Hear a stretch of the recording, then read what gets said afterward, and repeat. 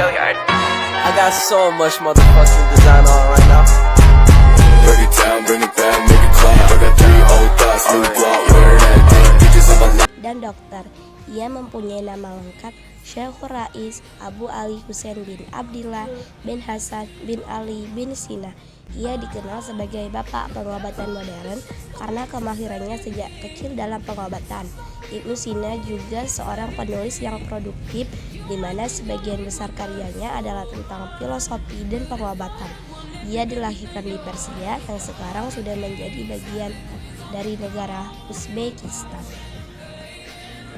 Apa keahlian Ibnu Sina?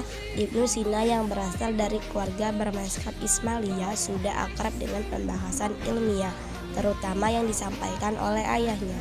Ibnu Sina secara penuh memberikan perhatiannya kepada aktivitas keilmuan. Kejeniusannya membuat ia cepat menguasai banyak ilmu, dan meski masih berusia muda, beliau sudah mahir dalam bidang kedokteran. Ibnu Sina juga adalah pengarang dari 450 buku pada beberapa pokok bahasan besar. Banyak diantaranya memusatkan pada filosofi dan kedokteran. Dia dianggap oleh banyak orang sebagai bapak kedokteran modern. George Sarton menyebut Ibnu Sina ilmuwan paling terkenal dari Islam dan salah satu yang paling terkenal pada semua bidang, tempat, dan waktu. Pekerjaannya yang paling terkenal adalah The Book of Healing dan The Canon of Medicine. Dikenal juga sebagai Bapak Kanun, judul lengkap Al-Kanun fil Atif. Ia dibesarkan di Bukhara dan belajar filsafat dan ilmu-ilmu agama Islam. Ibnu Sina lahir pada masa keemasan peradaban Islam. Saat itu para ilmuwan muslim banyak mengeluarkan karya yang berupa terjemahan teks-teks ilmiah dari Yunani, Persia, dan India. Teks yang dibuat Ibnu Sina dengan bahasa Yunani dari zaman Plato hingga Aristoteles telah banyak dikembangkan sekaligus diterjemahkan para ilmuwan besar Islam. Sejarah singkat Ibnu Sina adalah ketika ia berusia 10 tahun, ia banyak mempelajari ilmu agama Islam dan berhasil menghafal Al-Quran. Ibnu Sina merupakan murid dari Abu Abdallah Natil. Di saat mempelajari ilmu logika sampai mempelajari kitab Isa Soge dan juga Froveri, Eusulit, dan Al-Magistomeli. Setelah itu ia juga mempelajari agama dan metafisika Plato dan Aristoteles. Ketika ia berusia 22 tahun, ayah Ibnu Sina meninggal. Pemerintah Samanid sedang menuju keruntuhan. Masalah yang terjadi di pemerintahan akhirnya memaksanya untuk meninggalkan Bukhara. Pertama, ia pindah ke Gurganj. Dia tinggal selama 10 tahun di Gurganj.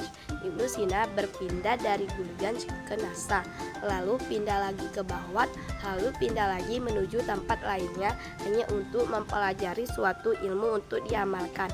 Dalam sejarah mengenai pemikiran filosofis pada abad pertengahan, sosok Ibnu Sina mendapatkan penghormatan yang cukup tinggi hingga sampai pada zaman modern.